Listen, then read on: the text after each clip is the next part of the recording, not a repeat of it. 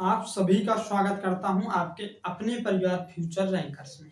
आज हम लोग लाइट यानी प्रकाश की अगली क्लास करने वाले हैं, जिसमें आज हम आपको अपवर्तन का नियम बताएंगे। हमने कल क्या पढ़ा था उसके बारे में थोड़ा रिवीजन कर लिया जाए। तो हमने ये कल पढ़ा था कि अपवर्तन किसे कहते हैं। जब प्रकाश एक माध्यम से दूसरे माध्यम में जाता है, अपने मार्ग से विचलित हो जाता है, तो उसे क्या कहते हैं? उसे कहते हैं अपवर्तन।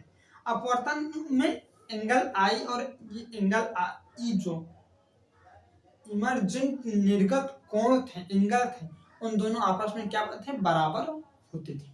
तो आज चलो हम लोग अपवर्तन के नियम पर चर्चा करेंगे इस क्लास में। तो अपवर्तन का नियम क्या है? तो अपवर्तन का नियम है आपतित किरण, अभिलंब, अपवर्तित किरण तीनों एक ही समतल पर होते हैं।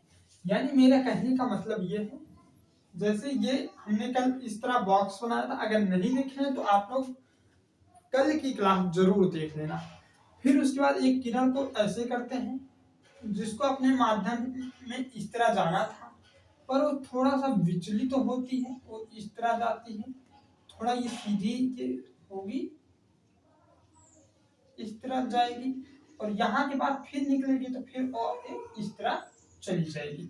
यहाँ पर अभिलंब एक नॉर्मल था और यहाँ पर भी एक नॉर्मल था। इन दोनों के बीच एंगल आई बन रहा था, जिन्हें इसे क्या बोलते हैं? इसे आपतित किरण बोलते हैं, आपतित किरण कहते हैं। और यहाँ पर क्या बन रहा था? यहाँ पर एंगल या आर यानी परावर्तित किरण, अपवर्तित किरण कहेंगे। फिर यहाँ पर ई बन रहा था, जिसे निर्गत किरण कहते हैं। ये वाली जो रेखा है आपको, ये वाली किरण, इसे निर्गत किरण कहते हैं। निर्गत किरण को इंग्लिश में क्या कहते हैं? इमर्जेंट रे कहते हैं। इंग्लिश में क्या कहेंगे? इमर्जेंट रे कहेंगे। तो आपको हम ये दिखाना चाहता हूँ कि जो ये आपतित किरण है, जो ये अपवर्तित किरण है, जो ये नॉर्मल है, ये तीनों क्या है? तीनों एक ही तल में, एक ही समतल पर है। तो हम यहाँ पर लिखेंगे पहला नियम, आपतित किरण अभिलंब, आपतित किरण अभिलंब व अपवर्तित किरण, अपवर्तित किरण, अपवर्तित किरण तीनों एक ही तल में, एक ही समतल पर होते हैं, एक ही समतल पर होते हैं, एक ही समतल पर स्थित होते हैं या होते हैं। बस इतना ही लिख देना है। ये क्या है? ये आपका पहला अपवर्तन के नियम का पहला नियम है कि आपतित किरण अभिलंब व अपवर्तित किरण तीनों एक ही समतल पर होते हैं। यानी जो इंसिडेंट रे हैं, नॉर्मल रे और रिफ्लेक्टेड रे जो हैं, वो all lines on the same plane पर। तो अगला क्या हो जाता है? तो अगला ही नियम को क्या कहते हैं? जो अगला नियम है उसे साइन आई बटे साइन आर, साइन आई बटे साइन आर। इसका मतलब इसकी ज्या और इसकी ज्या का अपान करना होता है। तो आपको क्या मिलेगा? आपको एक नियतांक मिलेगा, नियतांक यानी कांस्टेंट मिलेगा, जिसे हम लोग यन कहते हैं। इसी को हम लोग क्या कहते हैं? इसी को हम लोग स्नेल का नियम भी कहते हैं। इन यहाँ पर और यहाँ पर आपको दो जोड़ा मिल रहा है, तो किसी भी एक जोड़े का ये लेना होता है साइन आई बटे साइन आर, नियतांक n के लिए। तो इसे ही क्या कहते हैं? इसे स्नेल का नियम कहते हैं, इसे ही स्नेल का नियम कहते हैं। इसे क्या कहते हैं? तो इसे ही स्नेल का नियम कहते हैं। जहां पर भी आपको स्नेल का नियम की बात की जाए, तो वहां पर आप जान लेना साइन आई बटे साइन आर बराबर नियतांक होता है। नियतांक किससे प्रदर्शित करते हैं? यन से प्रदर्शित करते हैं। तो इतना आपको समझ में आ गया। इतना अगर आ गया है तो अब हम लोग चलते हैं अगली टॉपिक पर। अगला टॉपिक हमारा क्या है, अपवर्तनांक। अपवर्तनांक अपवर्तनांक अपवर्तनांक की अगर बात करूं तो पहले माध्यम तथा दूसरे माध्यम की, जो प्रकाश का पहला माध्यम है दूसरे माध्यम का क्या करते हैं, अपान करते हैं, यानी उनको बटे में करते हैं, उनको जो भाग के रूप में, अपान के रूप में लिखते हैं, उसी को क्या कहते हैं, अपवर्तनांक कहते हैं। तो यानी इसका फार्मूला की अगर बात करूं मैं, फार्मूला की बात करूं तो क्या हो जाएगा, यहाँ पर प्रकाश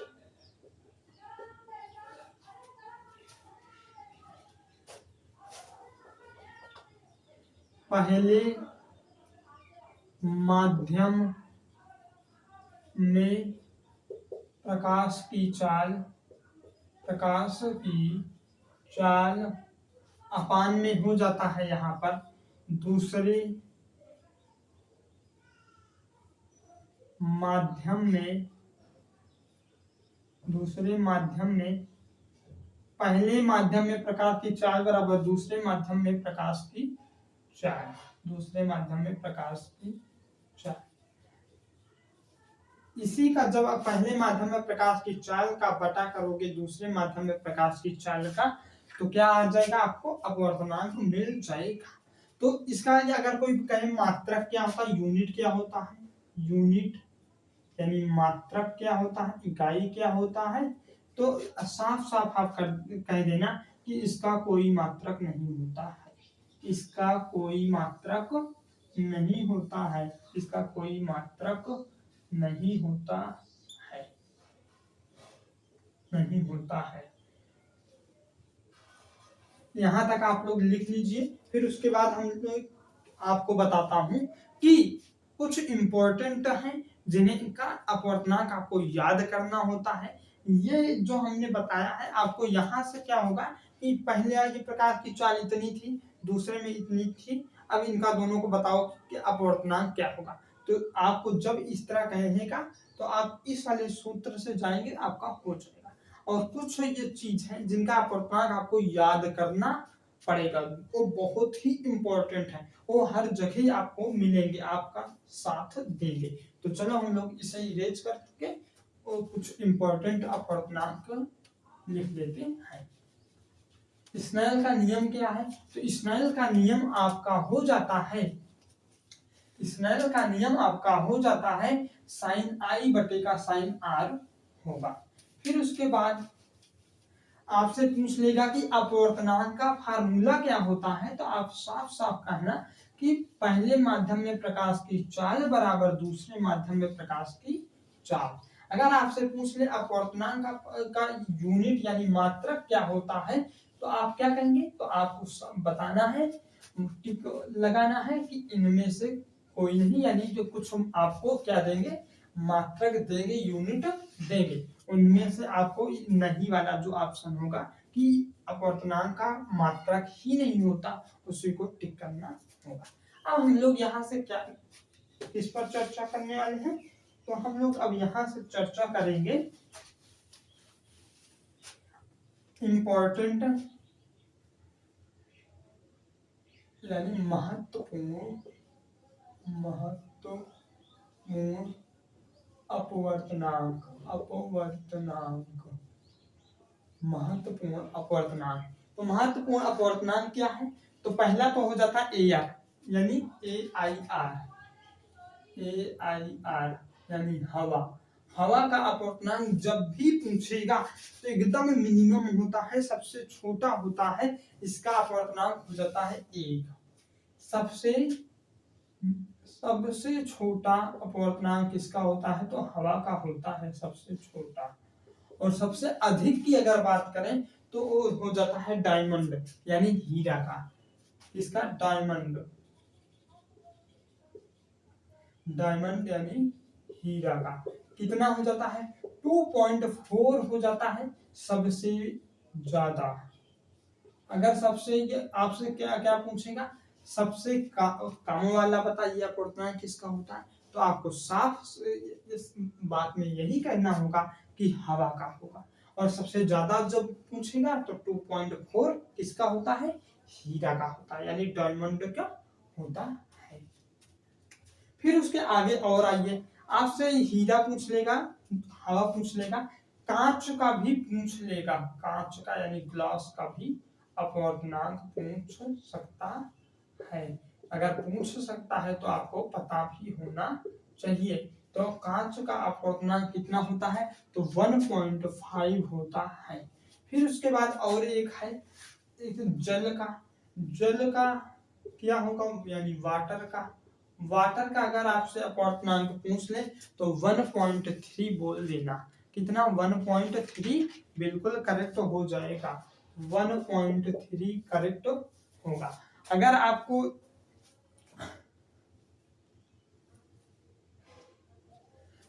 जब आपको हवा का कहेगा, सबसे छोटा अपवर्तनांक कौन सा होता है, तो हवा का होता है, 1 होता है। डायमंड का यानी हीरा का कितना होता है, तो 2.4 सबसे ज्यादा होता है। कांच यानी ग्लास का अपवर्तनांक कितना होता है, 1.5 होता है। वाटर यानी जल का अपवर्तनांक पूछ लेगा तो 1.3 होगा। अब हम लोग चलते हैं सापेक्षित अपवर्तनांक। सापेक्षित अपवर्तनांक को यहाँ पर हेडिंग बनाइए, सापेक्षित अपवर्तनांक। इसको किससे प्रदर्शित करते हैं, इसे म्यू से, किससे, म्यू से प्रदर्शित करते हैं। पहले ये जान लीजिए, प्रदर्शित करते हैं। इसे किससे प्रदर्शित करते हैं, तो इसे म्यू से प्रदर्शित करते हैं। म्यू बराबर क्या होता है फार्मूला, तो म्यू बराबर फार्मूला हो जाता है निर्वात में प्रकाश की चाल, हवा में प्रकाश की चाल, यानी हम कह सकते हैं हवा या निर्वात में प्रकाश की चाल। निर्वात, हवा या निर्वात में प्रकाश की चाल का अपान जब आप करेंगे दूसरे माध्यम में प्रकाश की चाल, जब इनका दोनों का बटा करेंगे तो आपको म्यू यानी सापेक्षित अपवर्तनांक पता हो जाएगा। म्यू यानी सापेक्षित अपवर्तनांक पता हो जाएगा। तो अगर कोई मात्रक की बात करें तो इसका मात्रक नहीं होता है, इसका कोई यूनिट नहीं होता है। अगर आप लोग इसे छोटे में लिखना चाहते हैं तो म्यू बराबर हो जाता है हवा निर्वात में प्रकाश की चाल बराबर सी हो जाएगा, और इसका हो जाएगा वी। क्या हो जाता है, सी और वी। और सबसे ज्यादा अगर बात करी जाए तो वैक्यूम यानी निर्वात में ये अगर पूछेगा कि सी का मान क्या होगा, तो 3 बराबर 3.8 गुणे 10 के घाते 8 मीटर प्रति सेकंड हो जाता है। सॉरी दोस्तों यार, क्या बोल देता, 3 गुणे 10 के घाते 8 मीटर प्रति सेकंड हो जाएगा। तो इतना आपको याद रखना है। सी बराबर 3.3 गुणे 10 के घाते 8 मीटर प्रति सेकंड। अब उसके आगे आइएगा तो आपको लेंस पढ़ना पड़ेगा। लेंस क्या होता है, प्रतिबिंब कैसे बनते हैं, अब इन सब पर हम लोग चर्चा करेंगे। तो क्या टाइम हुआ होगा,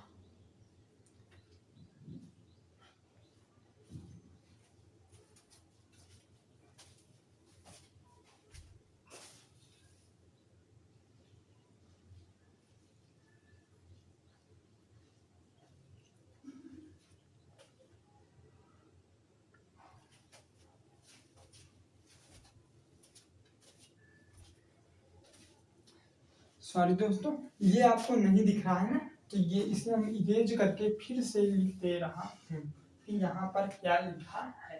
तो यहाँ पर लिखा है महत्वपूर्ण अपवर्तनांक, ये लिखा है। तो एक बार आप लोग देख लेना, इसे लिख लेना, अब हम लोग चलते हैं किस पे, गोलीय लेंस पर। गोलीय लेंस क्या होता है, कैसे होता है, इन सब पर चर्चा करेंगे। तो चलो हम लोग इसे करते हैं इरेज और आगे बढ़ते हैं।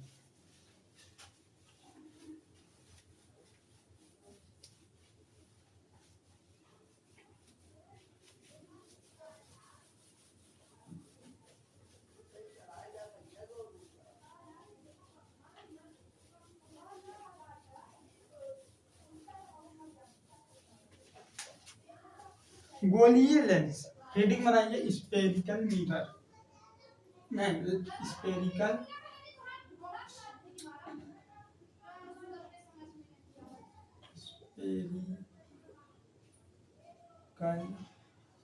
लेंस, स्पेरिकल लेंस यानी गोलीय लेंस। गोलीय लेंस, गोलीय लेंस क्या होते हैं, गोलीय दर्पण आपको पढ़ाया था कि गोलीय दर्पण एक गोला का टुकड़ा गोला होता है, जिसके एक जो तरफ क्या करते हैं, पॉलिश कर देते थे और दूसरे तरफ को प्रकाश के परावर्तन के लिए छोड़ देते थे। तो पर इसमें इन सब की कोई बात नहीं है, इन सब में कोई इंटरेस्ट नहीं है। इसका क्या होगा कि एक गोला, मान लीजिए ये है, एक गोला इसी के और बना दिया जाए, ये दो गोली हो गए, दोनों गोलों को एक ऊपर एक रख दिया जाए, तो यहाँ पर क्या बनता है कि यहाँ पर आपको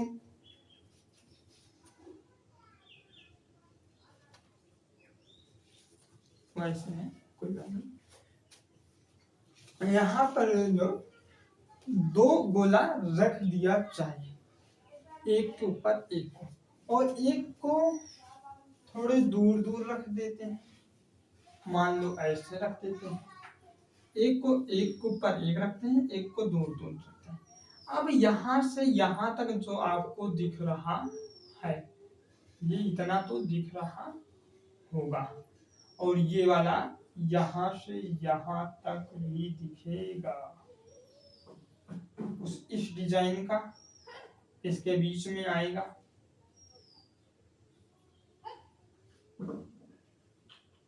इस डिजाइन का इसके बीच में है, इतना आपको पता लगा।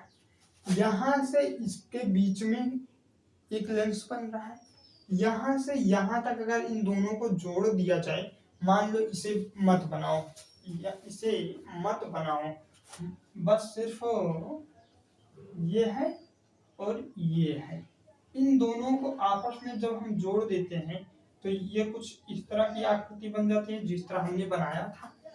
ऊपर वाले की बात करूं तो इस तरह बन रहा है, जब हम दोनों को एक ऊपर एक रख देते हैं इस तरह का लेंस बनेगा। और नीचे वाली की बात करूं तो वो कुछ इस तरह का बन रहा, इतना बन रहा है, कहोगे हाँ बिल्कुल बन रहा है, दिख रहा है। तो इन्हीं को यहाँ पर लेंस कहते हैं। लेंस कितने प्रकार के होते हैं, तो लेंस को हम लोग दो प्रकार के ही पढ़ते हैं, एक हो जाता है आपका अवतल लेंस, एक हो जाता है आपका उत्तल लेंस। उत्तल कौन है, अवतल कौन है, तो मैं हूं ना, मैं बताऊंगा। ये हो जाता है आपका अवतल लेंस, क्या हो जाता है, अवतल लेंस, ये हो जाता है अवतल लेंस, अवतल लेंस। ये हो जाता है आपका उत्तल लेंस, ये हो जाता है अवतल लेंस, ये हो जाता है उत्तल लेंस। नीचे वाला अवतल, ऊपर वाला उत्तल, नीचे वाला अवतल, ऊपर वाला उत्तल, ये है दोनों। अब इसके आगे आइए, जब आप इसके आगे आएंगे तो इसका एक ही नाम और होता है, इसका नाम कहते हैं अपसारी लेंस, इसे कहते हैं अपसारी लेंस, इसे कहते हैं अभिसारी लेंस, इसे कहते हैं अपसारी, इसे कहते हैं अभिसारी, अभिसारी लेंस। एक को अपसारी लेंस, एक को अभिसारी लेंस कहते हैं। इतना आपको पता हुआ।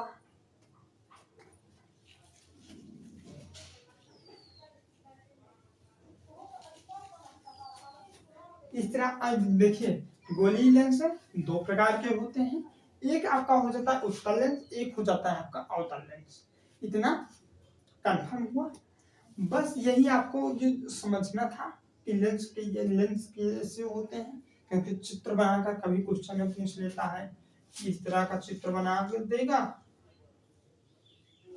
नहीं तो ऐसे दूर दूर बना देगा, कहेगा कि अब कौन सा ये गोली लेंस बनेगा। तो आपको ये जान लेना चाहिए कि यहाँ यहाँ अगर हम मिला देंगे तो इसके बीच में जो बन रहा है ये अवतल लेंस है। तो यही सब पूछता है, और कुछ ज्यादा ये इसमें थ्योरी तो आपको लिखवाने नहीं लगेगा कि थ्योरी लिखो, ये लिखो, वो लिखो। तो इतना आप लोग जान लीजिए। अगर थ्योरी आपको लिखना है तो आप लिख सकते हैं। क्या लिखोगे? तो यहाँ पर थ्योरी ये लिखोगे, लेंस गोले से बने होते हैं जिसकी दोनों भुजाओं में गोलीय होता है। यानी ये वाली भुजा भी गोल होती है, ये वाली भुजा भी, ये वाली भुजा भी, ये वाली भुजा, दोनों गोल भी होते हैं। और आगे तथा पारदर्शी होते हैं। यानी हम कह सकते हैं कि लेंस गोले से बने होते हैं, गोले से बने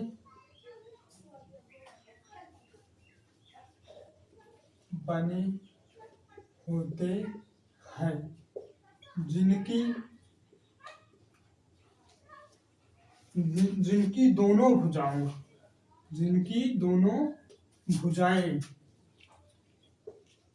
दोनों भुजाएं गोल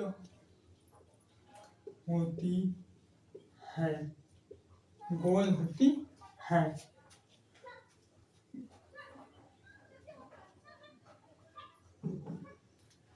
लेंस गोले से बने होते हैं जिनकी दोनों भुजाएं गोलीय होती हैं और तथा पारदर्शी होती है, तथा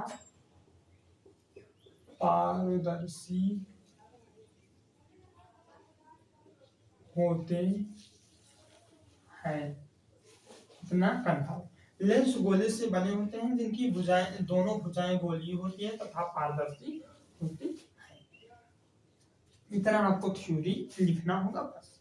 अब हम लोग कल की क्लास में देखेंगे कि अवतल दर्पण द्वारा प्रतिबिंब कैसे बनता है, उत्तल दर्पण द्वारा उसकी ट्रिक भी बताएंगे। तो आज के लिए बस इतना ही, मिलता हूँ कल की क्लास में। जय हिंद, जय भारत।